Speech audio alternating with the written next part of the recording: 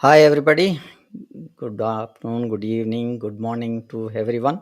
Welcome to LinkedIn Live show from Power of Knowing Forum. Today we have Thomas, Rajiv, and Sunil talking on a skillful party.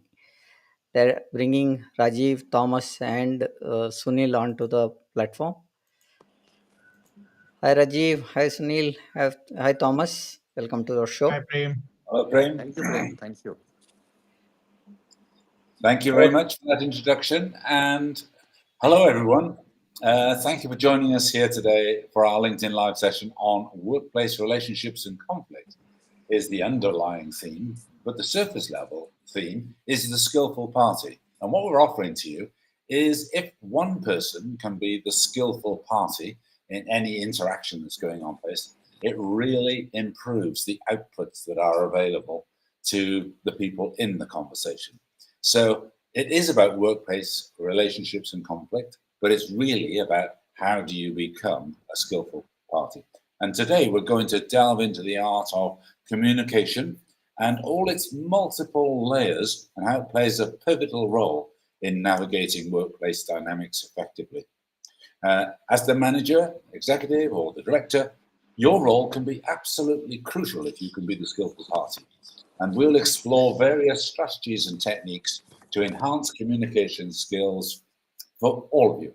So let's get started and dive straight in. Where I'd like to start is a kind of bit of a pre-framing for our conversation. And this is about reviewing communication as a bunch of inputs and outputs. So you've got you and your team in the workplace. One way of thinking about it is your team creates information and communication and actions. And they go out from the team into the world. And ideally, they result in more communication coming back to you and the results. So we convert our efforts into the results that we see in our own team and the results we're able to create by persuading others to work with us and also create their results. And together, our organization hopefully does a better job. And one of the things that we're presuming throughout is that there is a preference for using what we call in Regenesis the language of action. So many organizations kind of have a very soft linguistic culture, and they like words like discover, devise, define, review, and revise. And they're nice soft words that don't put anybody under pressure, but they don't usually result in very clear ideas about action or even the action itself. They tend to be about preliminary analysis. They tend to be about the delay before the action. And they tend to be a little bit, well, it's a hard word to say, about procrastination. So it's better if we can get much more tangible words. What I'm referring to here is words like reduce or remove, eliminate, meet or meet the target, or start or improve or maintain or do. So it's much more the language that tends to indicate that the problem or the opportunity is understood, action is needed to take us forward, and that progress will be made against a timescale.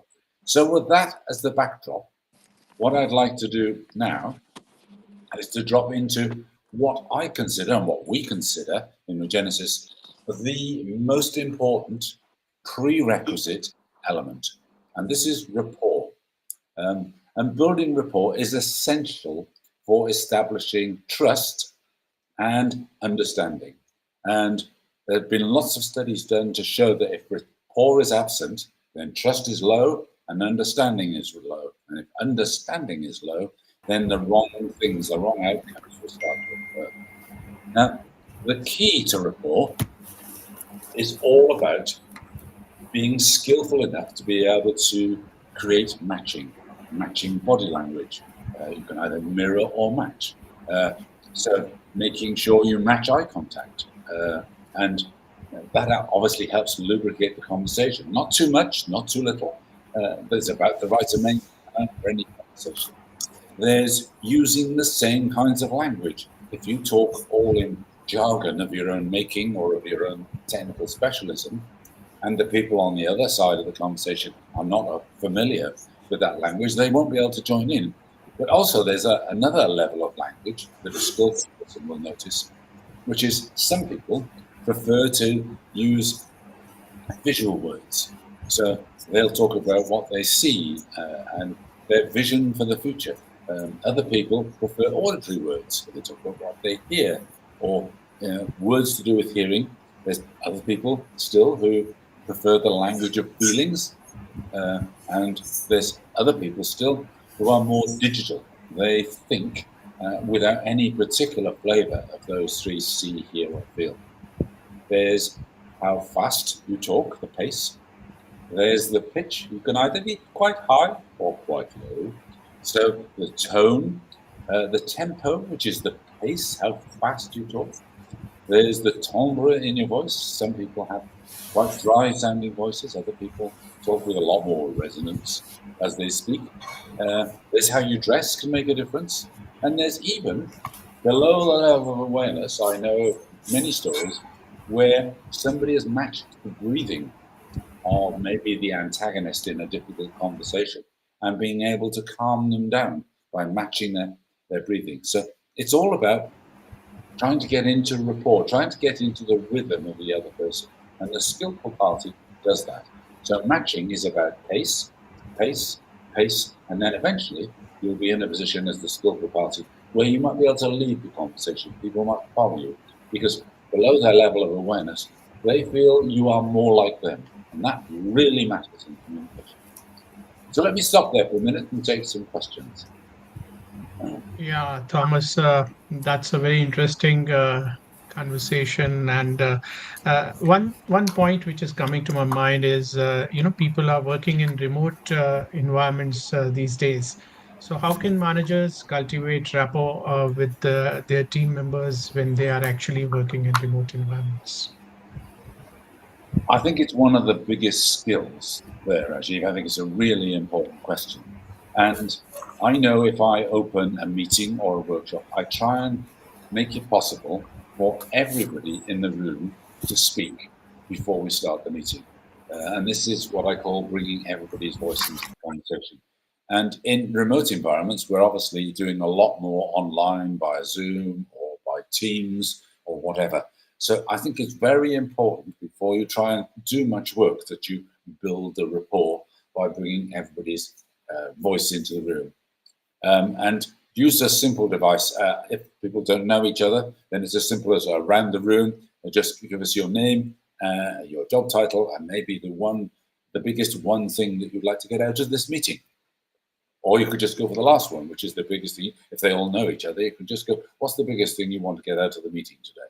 And then everybody speaks around the room, and you'll find that it becomes a lot easier to work together. So anything like that that can actually increase the rapport at the beginning of a session is important. And obviously, keep doing that through the meeting. So you keep changing voices and bringing people into the conversation.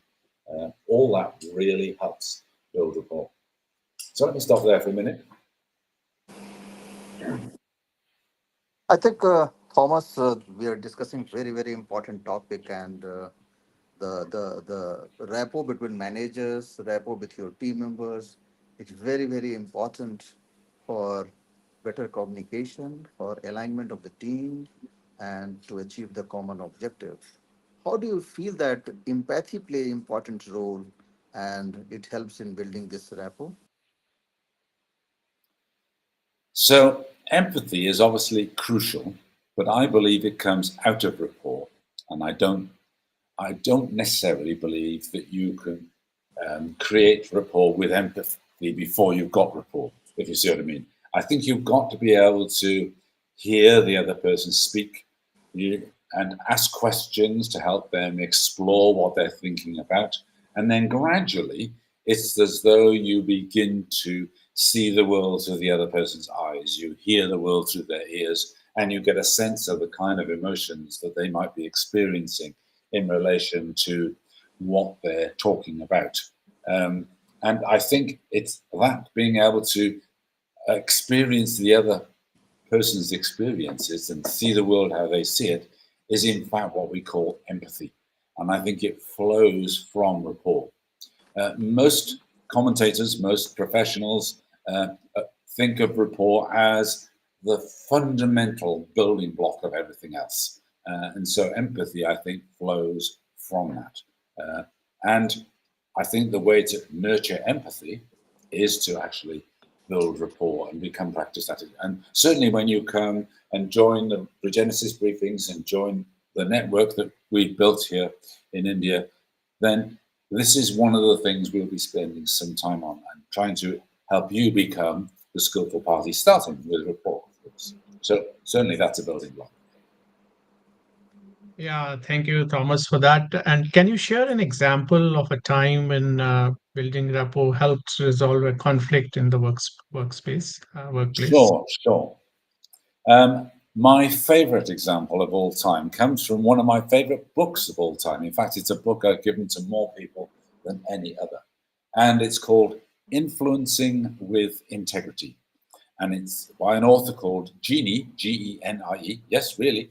Z is her middle initial and her surname is Laborde, L-A-B-O-R-D-E. And the example she gives in the book is one where she is attending as the skillful third party to a very conflicted discussion where one person is very upset and angry and they need to be persuaded by another person that a certain course of action needs to take place. Very difficult negotiation, very difficult discussion. And all Jeannie Z. Laborde does in that interaction as the third party, she doesn't say anything. She simply matches the breathing of the antagonist, the person who's angry. And she starts where they are with rapid breaths, short breaths, and gradually she internally, all she's doing is sitting there watching this person, matching their breathing, and she gradually calms herself down, slows her breathing down when she's pretty sure that the person, the antagonist, will come with her. And of course, ultimately, the conversation goes quite quickly, much more smoothly, and they get a good outcome, and everybody wins. So that's the best example of the type of thing that you can use rapport for. But I know from my years and years as a workshop facilitator and a consultant, it's the very first thing I focus on when I enter a room full of people that don't know me and I don't know, is to build rapport, because it just makes life so much easier, makes the work easier. And creativity, the other thing that you discover with rapport is when you build rapport, you improve the other person's ability to think. If you withdraw your rapport, which is why it's called influencing with integrity, you can actually impair their ability to think. And if you come into Regenesis, we'll run a session with you and you'll be able to see that in practice. It's quite scary, really, but it's really true. So you can enhance another person's performance just by giving them your rapport. Wow, how about that, eh? So let's go. There's another step now. Once you've built rapport, so what's the next highest form of human courtesy? In my book, the next highest form of courtesy is to help another person surface their outcome. We call this outcome building. And again, we'd like to talk about outcome building. It's partly to do with setting clear goals and outcomes, because it's essential for driving alignment and focus within teams. But what we really mean is to use a particular set of skills to build an outcome. So we all know about SMART and all those sorts of things. They're okay. They're more objective setting tools. An outcome is something that is stated in the positive. So first of all, we get that done. It's also about being specific. You can't be vague about an outcome. You've got to say what you'll see, hear, feel, and think, really, and get that into a rich description of what it's going to be like when you get there, so that you know when you've arrived. And you also need to dovetail it with your short and medium-term goals to make sure that the thing that you want isn't in conflict with other things that you want and are doing. And you also need to dovetail it laterally with what's going on around you, because if what you want is out of line and in conflict with what other people are doing and want, that can be tricky if you haven't sorted out the dovetail. So to make sure it dovetails with you internally and others externally. And then the final way that we kind of like to check, and again, if you read that book, Influencing with Integrity by Jeannie Sedler-Bord, I've got no interest in the book, by the way, but you'll find out that the way to check, the easiest way to check is to do ecology, check ecology. And what we mean by that is once a person has built their outcome and they say, I want it now, well, you say, okay, so if you could have it tomorrow, would you have it? Or if you could have it today, would you have it? And if they say yes without hesitation, then that's great, because they probably are congruent within themselves. If they say, yeah, then probably that outcome isn't dovetails and it's not quite ready. There's something needs sorting out before they go there. So there's some really useful tools. And again, when you come into the Regenesis network, we show you all of this stuff in more detail. And you'll see the summaries and all the resources that we've got around some of this. So let's open this up to questions as well. Outcome building. Yeah, Thomas. So one question which is coming to my mind is how can we ensure that our team members are aligned with the outcomes we set? So that's a key question. Well, this is absolutely crucial, and it touches on the discussion we had last week about treating people as individuals. We need to dovetail their personal goals. We need to find a way to dovetail their personal goals with their work goals, their work objectives. And so that's the skill. That's why we need our one-to-ones, and to make sure and to help people build that alignment. And if you remember last week, if you were on last week's session, I talked about how many beans make five. And it's just my shorthand. It's a peculiar expression, I know, but it's a way of helping people understand if they want the things that they want in their life, they need to have a mechanism for delivering that. So if they want, a nice lifestyle, then they need to deliver good results so they can get paid good money. And if they're not yet at the grade they need to be at, well, maybe they need to work at working up the value creation so they can get a higher salary and a higher grade. Those sorts of things start to become, alignment issues. But it really is about dovetailing. Thomas, I think we all understand that as far as setting the effective outcome building is concerned, that helps the team member as well as the organization to achieve the objective and it resolves the conflict at the workplace. But can you give some example for the better understanding of our listeners and the managers who are basically watching us, that can you throw some examples that how effective outcomes building has prevented or resolved the conflicts at the workplace? Sure. And in fact, again, for people that were listening last week, there was a really good story that you may remember, the story about Dave, who was a bottom performing workshop manager, and they were the bottom in the whole of the country that they were present in, and they were the worst. And the issue was that he'd never surfaced his personal outcome. And his personal outcome was actually to start again and take a new job in a completely different sector. And he became a train driver, you may recall, for those that were present. So the outcome building was he needed to know he wanted to do that. But he also felt loyalty to his team and wanted to ensure that before he left, he had changed the state of affairs in his workshop so that he could leave with his head held high and his team would think well of him when he left. So there's an alignment, and I may have helped a little bit with that alignment, but he basically did all the work. And when he left 6 months later, it was only 6 months, he had raised his workshop from the bottom performing in the country to an upper quartile. He was in the top 25% of workshops throughout the country. And it was just an amazing transition. And he nominated his chief tech as the replacement manager and prepared him ready to take the role on and do a jolly good job as well. So that's a really good example of that kind of example. Yeah, Thomas, it is. I would like to ask you more question about the outcome building. In what ways can outcome building contribute to a more cohesive and motivated team? How can it increase the motivation of the team? It's more building on the rapport. Um, Rapport, for sure, does three things. One, it builds trust. So if you've got rapport, the levels of trust will be higher. Number two is it builds understanding. So people understand one another's motivations in particular better, and they can see why they're doing certain things. And number three, it helps people think better. So there's three ways that rapport helps, and outcome building is like the icing on the cake. So once people start to surface their outcomes, it seems somehow more easy to talk about with colleagues, and people start to help one another. And that makes an enormous difference to the cohesiveness of the team, where colleagues help a colleague achieve a work outcome or a personal outcome. They have ideas, they ask questions, they take an interest in one another.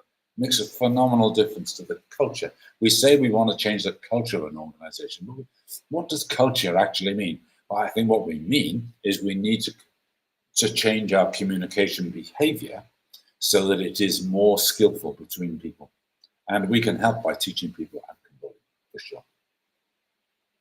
So that leads us neatly to the next kind of skillfulness area, which I know as time structuring. And time structuring is about not so much managing our time effectively to maximize productivity, but to think about where we are when we enter a room. We can't just burst into a room. Well, we could, some people do. And particular managers can be guilty of this. They burst into a room and they just start talking about what they want. There's no hello, there's no good morning, there's no how are you, none of the niceties. They're just straight in and they're on to what they want.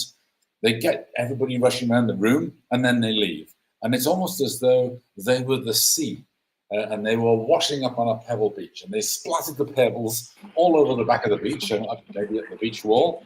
And then, like a wave, they just go out through the door again and they're gone. And there's chaos. There's stones all over the place. There's sand all over the place. And they've left the room. So that's one way of thinking about time structuring, is not to do it that way. So there's some kind of levels to time structuring. So when you enter a new situation, you need to, it's like opening a gate. You need to either enter or exit, depending whether you're coming in or going out. An entry, there are some social niceties like, hello, how are you? Those sorts of things. So gain entry, get into the room, and then complete any necessary rituals. And how are you is a ritual. How was your weekend? Or what sort of week are you having? They're all kind of rituals and lead to a little bit of what is known in the kind of time structuring arena as past timing. So a little bit of past timing is necessary before you can actually get into activity and get on with the work. And I know of a couple of occasions when that past timing element was crucial to really effective working, or at least one individual. Maybe that will come up as an example. So we've got entry, exit, we got rituals, we got past timing, and then we can get into activity. But we need to be careful not to get into interactional games. And these are little mini transactions with almost ulterior motives. Things that don't help are gossiping, or more specifically, getting into things like Ain't It Awful is a name of a game. The author here is Eric Byrne, and he wrote a very famous book called The Games That People Play. And it's worth a read if you haven't already done so. And another book that was very popular at one stage was I'm Okay, You're Okay by Thomas A. Harris. All of these are really great books, and they're all about these games and how to play good games and how to do well in transactions without resorting to these kind of other games. I'm not going to go into detail there. And then finally, once you get through all the levels, entry, exit, rituals, past timing, activity, then you achieve some level of authenticity. And of course, this goes back to rapport. People are able to be much more open and have much more understanding and exchange more deeper meaning of things when they feel safe and they understand the other person. So let me stop there again and open to some questions. So what else do we need to know here? Thomas, Thomas, thank you for this insight. We all understand that time management is very, very important for improving the performance. And we know that the tool management tool 80/20 is one of the most popular time management tools, and I'm a great fan of this. But I'm asking a question on behalf of audience, on behalf of all the managers. In my leadership and consulting role, I have come across with thousands of people who are facing the real problem at work in the working environment. Because the fact is that the environment is changing very fast, the technology is changing very fast. In this fast-paced environment, it's not easy to manage the time. Sometimes, manager used to sell that they are not managing the time because time is managing to them. Sometimes there are multitasking. Their manager has to tell that you have to do this, you have to do that. So the real manager is really finding a lot of difficulties. So I think it will be a great help that if you can give some practical strategy for managing time and effectively in this fast-paced work environment with your experience. Sure, absolutely. And I think it's about structuring not just the moments in the day, but actually thinking about how you're going to keep effective communication with understanding and a high level of trust open all day. Some managers do things like they'll have a morning team meeting for 15 or 30 minutes where the whole team gets together, they talk about what's on the agenda for the day, they talk about any practical difficulties that need solving, and then off to work, and they're already, their level of understanding is really high. What tends not to work is where you start to push people relentlessly, and all they feel they're doing is rushing from pillar to post without proper understanding, and they're running around, and that can be really, it can look busy, but actually it's not always terribly productive because there's a lot of misunderstanding. There may be a high degree of mistakes or duplication of effort, and all of that is very, very frustrating. And workarounds, having to undo what somebody did a few moments ago to redo it. And so we have to watch out that whatever we're using, if we've got to move fast, is about effectiveness and efficiency, and the way we're working together is continuously refined. So if I'm in that kind of environment, the other strategy I think really helps is to have a regular review. So how well has today worked for you? Was there anything about the way we're working together that wasn't productive for you? So these sorts of questions allow the team to talk openly and honestly. And it's got to be two-way as well. You can't just tell them your thoughts and expect them to only do what you're thinking. You've got to welcome their thoughts and reflect on maybe how you personally are working as the manager as well. So a fast-paced work environment is good, but it can only be truly fast-paced and accurate if it's healthy. If the communications are not healthy, then it's much less likely that it's actually in a good state. It's actually fast-paced. So does that answer your question, Sunil? Yeah, Thomas, I think you covered it very well.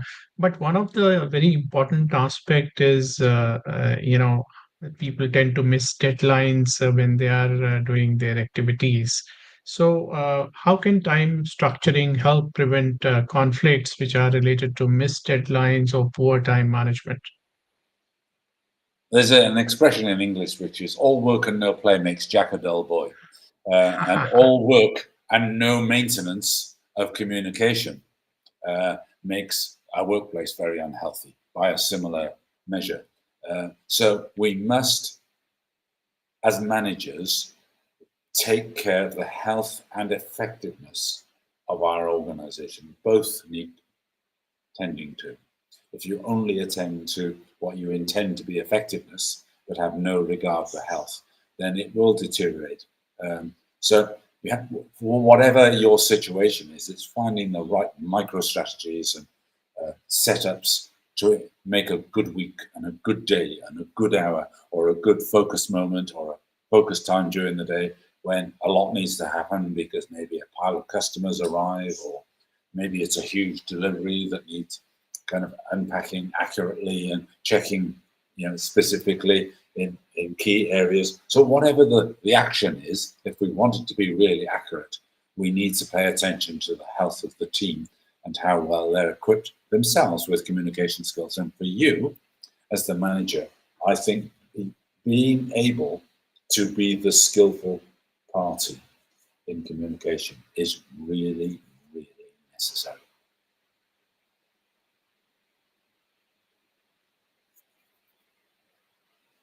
One more thing that was coming in my mind, but you're basically having global experience, come across with a lot of situations, lot of working environment.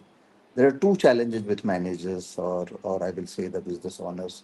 That one is they need to be stay focused on the impact area. So I can say that high impact task. And second thing is there are certain priorities they have to compete. So can you give some tips with your experience that how to balance these two? I think the key to all of this, these things are not, you can't build a house, a secure house on sand. It needs to have some rocks to be locked onto so that it doesn't blow around or get knocked around by the waves on the beach. And it's the same with workplace action. So some of the things we've talked about over the past weeks become crucially important here. So number one, we talked about making sure everybody really wants to be there. This is about helping them surface their personal goals, and that includes you as the manager too, knowing what your longer term goals are and why you're at work you do now in this place at this time, and how that's moving you. So internally, you feel good about the work that you're doing. So your work has real meaning. Then on top of that, we need to get stuff that we've talked about, regular team building done. So do that in a skillful way. And there's a right way and there's other ways to do your team building. Some just don't work. And again, in Regenesis, we talk all about these. So goal setting for yourself, a long-term, what I mean by long-term is 15 to 25-year goals for yourself and for the people in your team. And then the team building. So what's the mission of the organization? What's its priorities? What's its current key areas for action to bring the vision about? All those sorts of things. Then making sure your one-to-ones, maintenance work with individuals keeps their motivation and their mobilization switched on. There's nothing in their way stopping them be all that they're capable of being. And then outside of that, making sure they're also creative. They know they can put their hand up or speak up and say, there's a problem here, or there's an opportunity here. We could pursue that. And it might be an opportunity for better performance, or it might be an opportunity to focus more clearly on our highest impact tasks. So all of these things start to be the building blocks. They're, if you like, the rocks on which your tower is built. And then the daily and weekly construction and maintenance of the team and its health and good communications and a happy environment. Even if it's really busy, it can be really happy as well. So having lots of recognition and celebration start to be really great ways. You need to catch people doing the things you want them to do and praise them for it, because recognition is 4 times more effective at shaping behavior than criticism. So there's just some ideas about how you can balance and competing priorities and stay focused on those high impact tasks. And of course, prioritizing. You need to have a group understood and maybe a group contributed prioritization for the day, for the week, for the month, for the year, whatever it is. So you get everybody involved properly in all of that. So there's a whole bunch of tips in there. And if you come into Regenesis, we talk a lot about this live each day of the week. So anyway, next up, I think we need to go back to something we touched on earlier, which is action dialogue. And this involves engaging people in meaningful conversations that lead to effective outcomes, basically. So let's have some questions about action dialogue. I think what I mean by that No, let's just give you a framework, first of all. In action dialogue, the steps are these. One, obviously, we talked about established rapport. So if you want to do action dialogue, make sure you've got rapport, because without rapport, you don't have understanding, you don't have trust, and you don't have the best ideas in the room. So number one, establish rapport. Number two, clarify the outcomes you want to achieve, your outcomes and their outcomes. Or better still, seek first to understand, as Stephen Covey says, and then be understood. So seek other people's outcomes first, and then add yours if it's appropriate. Or it could be you just have yours in your mind. You're mindful about what you want to achieve. Then dovetail those outcomes so that everybody can see how their outcomes have been fitted in and they get their outcomes met at the same time as they meet your outcomes and maybe other people's. And then once you've dovetailed all of that, build a plan to achieve it all in a rational and effective way. Then, of course, take action. And then finally, of course, evaluate and measure. And really, it's all the things that we've been talking about so far brought together in a kind of framework, an action dialogue framework. So let's take some questions around this to try and open it up a bit.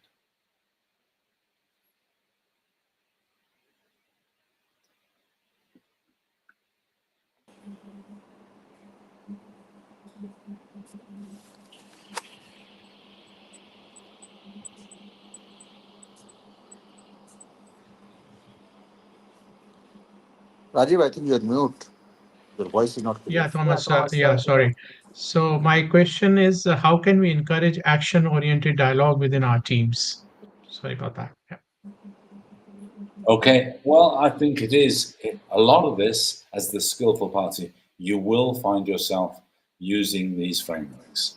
You'll find yourself entering a room, as we've talked about gaining entry and entering with some past timing, and so, some of these things are crucial for opening, but you can move quickly nonetheless. You can do it quite quickly, and then once you get past that, we're talking about just making sure you're clear about outcomes. So it is the things that we've been talking about repeated back to us. If we want action-oriented dialogue, we need to have clarity around outcomes. We need to have rapport in the room. We need to have got the interaction started in a reasonably correct way, or at least a level of relationship between all the players that is high. And what I mean by high, it's already high rapport, high effectiveness, and a high degree of trust and understanding. It all pivots around this, and that everybody brings their most effective self into the room. Now, we have a state which we call RRRO, and that's rapport, and it's in a resourceful state for myself, a resourceful state for the other person, and outcomes. So that's a really great description of the state that needs to be in play as much of the time as possible. You can't do it all the time. Everybody has their down moments, down events, but get it back there as quick as you can. Thomas, we all understand that effective dialogue is very, very important, and action dialogue is basically a tool which basically align the teams and helps in achieving the common objective. But in my experience, I have come across the senior managers, the business owners. Sometimes they feel there are barriers to do this effective action dialogue with the team members. And there are some common barriers. I think I'm sure that you must have come across with these type of issue. So can you, with your experience, can you suggest that what are the common barriers the executive faces and how to overcome from those barriers? The biggest barrier, to be honest, is that the manager, sometimes the senior manager, sometimes the top manager, the top boss, is not the skillful party. And they will come into a room and do something which is not conducive to effective outcomes or very good performance. So an example I would give there would be a chief exec, and I've got a particular incident in my mind, that came into a room that was full of about 23 people, There was no beginning. There was no past-timing. There was no rituals. He just walked into the room, sat down, which is not effective, and then started talking about what he wanted to talk. And he talked for an hour and 10 minutes without stopping. And then when he'd finished, he got up and left. And yes, he was talking only about what he wanted to happen, but nobody could follow the conversation because there was no rapport and the kind of verbal structures, there was no listening, there was no dialogue. And as a result, they left the room and nobody was any the wiser. Needless to say, that particular chief executive fell from grace shortly thereafter and the organization collapsed. Very tough lesson, but that's the kind of barrier that's there. So without doubt, the biggest barrier is that a manager, a team leader, or an executive, or a director, or a CEO, or a COO is not the skillful party. And that really gets in their way. And what's worse is they have no idea how much it's getting in their way. So, sorry to be confronting, but that's the reality. Yeah, Thomas, that's a very... Thomas, Rajiv, we have Dr. Shekhar Pawar who has a question. You want to take the question now, or we'll take the question once we are... Yeah, we All can. right, have a look at it now whilst it's live. Yeah, I'll bring him online. Yes, sure. Sure. Dr. Shekhar Pawar, good evening. Yeah, good evening. Am I audible? Good evening. Good evening. Yes, you are audible. You are audible. So, my question, thank you for the very valuable information. And as I understood, like, we also lead many teams and managerial position and entrepreneurship. So it is very challenging aspect to lead people. My question to you is, like, there are people, suppose there is a big organization, and organization top management always decide like there should be salary hike for only particular percentage of the people, and we can't give everyone everything. And then there is a bell curve which we need to maintain in the team. So few people, suppose in one team probably there are few people, more than 2-3 people are actually willing, are eligible for getting certain rating or certain hike, but because of the bell curve you need to maintain, you can only give it to only one person. So that is the biggest challenge which managers face. So how, because of that, the conflict occurs. So how you look at such situation and how you suggest to handle such situation? Sure. And I think what you're saying here is something about having only one award or benefit or recognition to give in a team. So as the manager, well, I would say, I wonder, is that a wise way to proceed? Or could the kind of the recognition system, whichever, or reward system, whatever it is, could that be altered to be more open, to be shared more widely without increasing company costs? Sometimes the most effective recognitions are not non-monetary. So it's all about giving other kinds of recognition and reward that don't rely on money. And there are lots of ways, but that's probably a bigger conversation for another day. And I think the other way is, if it's one you've got, then try and make the process of awarding whoever gets it, if it can only go to one person, then try and involve the whole team in deciding who that goes to. And that would be quite insight-giving for the team or the organization as well. Because who would they give it to? Would they always give it to the manager, or would they give it to the same particular person? So there are ways of sharing this out which make it quite a bit fairer, I think. And hopefully where people feel included. Because the danger of reward systems that are not very kind of widely spread, and certainly they're not backed up with a recognition system, is they can become quite divisive.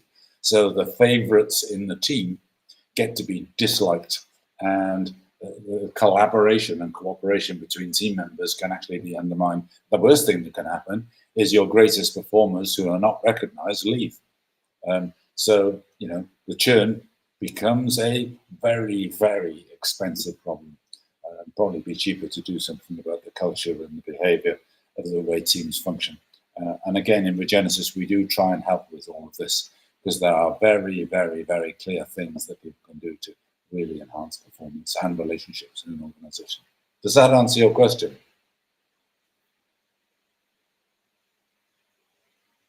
Thomas, just I Yeah, will add one more thing here. Hello. yeah, please. Thomas, I will add one more thing here. We are discussing in our previous session also that transparency is key here. So it is very, very important for the manager to be transparent with the team members. They should explain right in the beginning only that organization is having this set route. We are having the bell curve. We have to maintain that. So they have to explain that whoever will get, that depends on these are the parameters. So we can't give to everybody, and they have to compete internally. That is one thing. The second, so that after getting this also, that everybody should get aligned, and they should feel that whoever has got, they have achieved extraordinary result. On that basis only they have got. That is one part. The second part is, with my experience, apart from well curve also, there are some room management gives, that if somebody has given somebody has done something extraordinary, then you have to bring that in the knowledge of the management. You have to explain that. So some consideration happens in most of the organization. So these are the two things I want to add here. Yeah, Sure. you're right. Said it rightly. Yeah. So And if anybody actually, would like it on this broadcast, before we move on, I have a publication which I'm happy to share with anybody that contacts us, that's called 50 Ways to Make Everyone a Hero. Quite a Oh, great. useful recognition strategy document. And it's a fun way to think much more creatively about recognition, if you are in finite resources particularly. yeah, please, thanks. Actually, Yeah. now Okay. as in especially in India, now their new financial year started, and generally companies release the increment letters and promotions in the April. It's So a it is appraisal actually a high season. time for resignations if they are not satisfied. That's why I asked the Yes. question. Right, Yeah, thanks for right, answering. No, right, you're Dr. welcome. Shekhar. Okay, Thomas, I have another question for you. That is, can you share an example of a successful action dialogue that resulted into positive outcome in the workplace? For sure, for sure. And the one I'm here is not a single example, but it's a multiple example. It's around project management. Um, Projects that are set up to deliver an action outcome in the ways that we've described, using the tools that we've described, uh, are much, much more effective. And the kind of things that we talked about there are about, clear goals to reduce or to start or to improve, whatever the action word is, and then it gets a number put behind it. So verb, noun, number, date is very action oriented. So the verb is the doing word, the noun is the thing that is to be, the action is to be taken on. The number is how much to be increased or reduced or to stay the same, whatever it is. And the date is the time by which it should be completed. And that would be and that makes a massive difference to outcomes. And I think it's even more effective than SMART. So verb, noun, number, date. And of course, owner, who is the person responsible for seeing the action brought into reality. Okay, so what I'd like to do, I see we're marching on a little bit in time. So I'd like to talk about a number of other areas that I think are really important. The next one that we will touch on here would be behavior shaping. How we as individuals behave can, in fact, completely change the way a meeting runs or the way other people behave. So I do want to spend some time on that. And I think rather than try and get it all in today, it's so important that we'll put together another session, a part 2, probably in 2 or 3 sessions' time, but we'll telegraph it with the same headline, The Skillful Party, and we'll call it The Skillful Party Part 2, because I do think that's a very, very important area. And beyond that, we have another tool that we talk about within Regenesis called gaining commitment. How do you how to open a conversation in a way, a bit of dialogue in a way that gains the other person's commitment. Or in fact, you can use it backwards, and it shows your commitment to another person's set of outcomes. So these are big, big topics. So let me just dive into one of those, which is the kind of the whole behavior shaping. Just to put these little seeds in your mind. Did you know if you go into a meeting as the leader of the meeting and you seek ideas, you're 79% likely to shape the generating of ideas? Do you also know if you then use supporting as opposed to difficulty stating, so supporting those ideas, you're 50% likely to shape the generation of even more ideas? And if you use suggesting rather than proposing, so very important skills here, you're 42% likely to generate supporting. So there's a kind of virtual cascade here of behaviors that prompt other behaviors. And if you build on other people's ideas, you're 36% likely to prompt seeking clarification. What do you mean?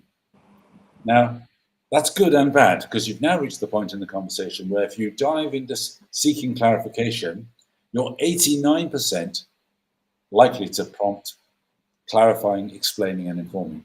Now, there's the meeting that goes round and round in circles, from seeking clarification to clarifying, explaining, and informing, which prompts more seeking clarification, and so on. So where you've ever been in a meeting that's gone round and round in circles and then eventually drifted off track, that's what's happened.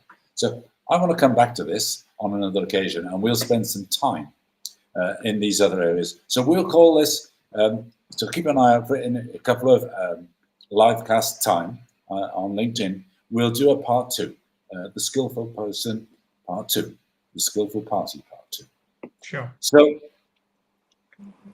and then I think we could also open up some other things. We could talk about negotiating. So we could talk about other areas for development. We could talk about communication. We can talk about NLP, which is neuro-linguistic programming, and the meta model. Really important. We can talk about Socratic questioning. We can talk about mind mapping, and we can talk about principles for creating short and effective meetings. Whether we'll get it all in one session, I don't know, but it would be great fun to try. So as we kind of get towards the end of today,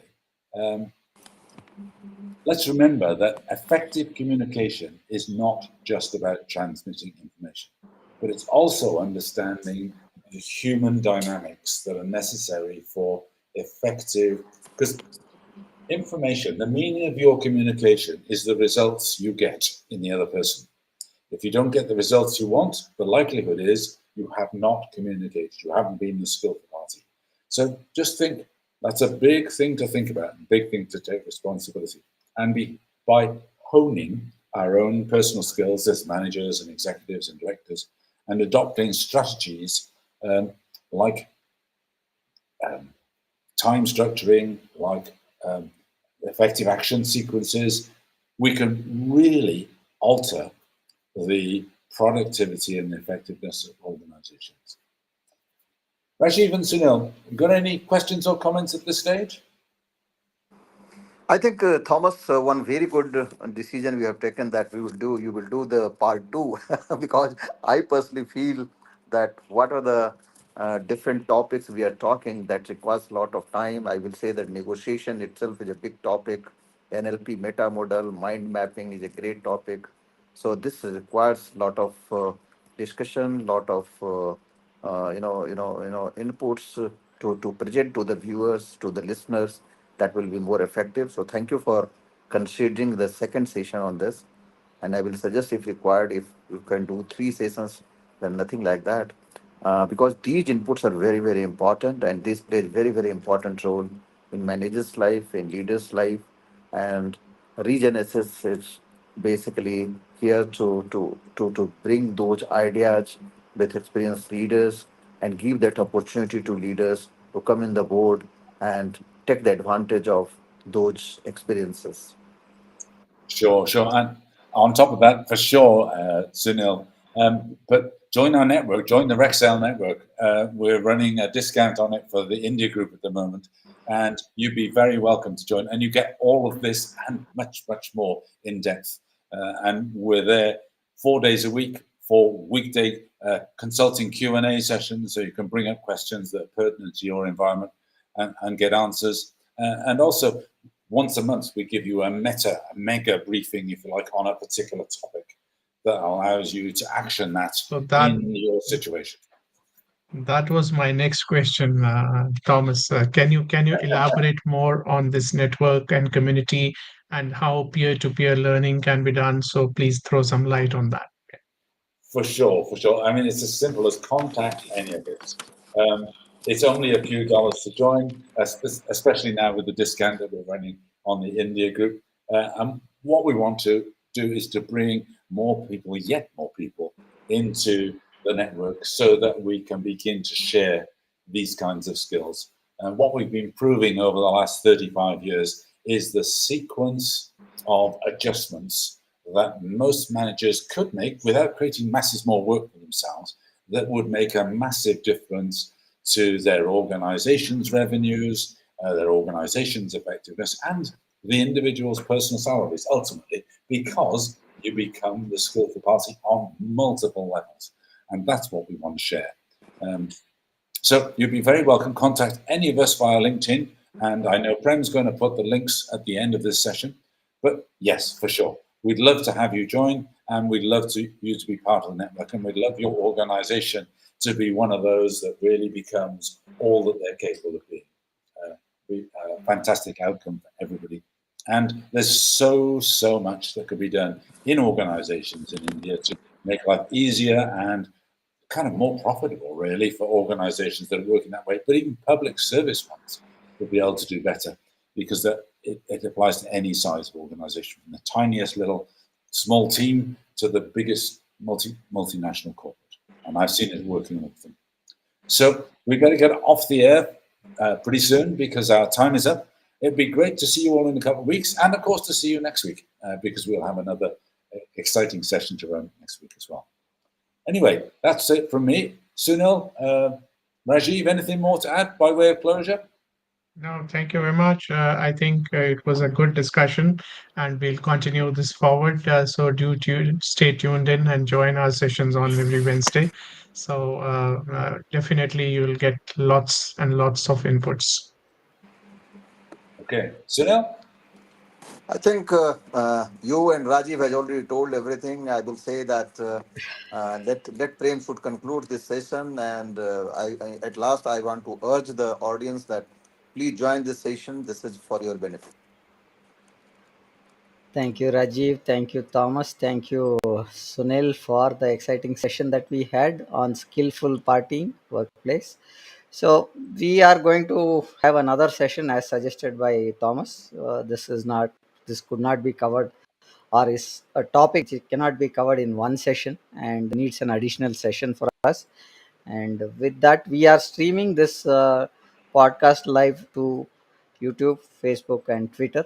Our platform primarily is on LinkedIn, and we have all the professionals here. So we have our primary platform on LinkedIn and parallelly running the streams to other platforms. Please follow us on our Power of Knowing forum and join us for the talks. The Regenesis talks happens every Wednesday at 6:30 p.m. IST. For our next episode on Regenesis system, let's join on next week, same time, Wednesday. Thank you for joining us today. Rajiv, Thomas, uh, and Sunil, thank you for being part of the show today. With Thank you this, very we would much. like to Thank you, conclude the friend. show. Thank Thank you, you. Prem. Thank you. Thank you. Thank you.